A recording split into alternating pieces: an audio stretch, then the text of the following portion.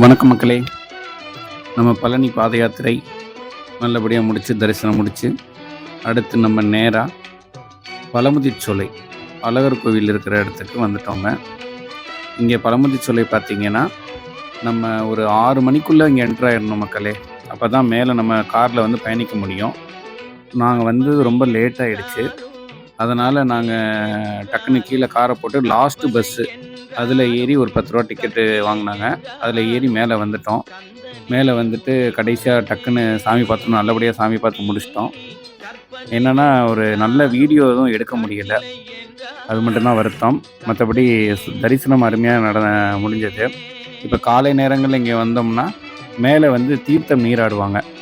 அந்த தீர்த்தம் நீராடிட்டு இங்கே வந்து சாமி பார்ப்போம். பழமுதிர்ச்சோலை உண்மையிலேயே பேருக்கு ஏற்ற மாதிரி ரொம்ப ஒரு அழகிய கானகத்துக்குள்ளே ரொம்ப அழகாக இங்கே வீற்றிருப்பார். ஆல்ரெடி நான் வந்து பார்த்துருக்கேன், காலை நேரங்கள் இந்த மாதிரி நடந்திருக்கேன். இந்த முறை தான் ரொம்ப ஈவினிங் ஆனதுனால கொஞ்சம் அவசரமாக சாமி பார்க்க வேண்டிய சூழ்நிலை. அதனால தான் ஒரு கோவிலை நல்ல வீடியோ உங்களுக்கு எடுத்து போட முடியலை.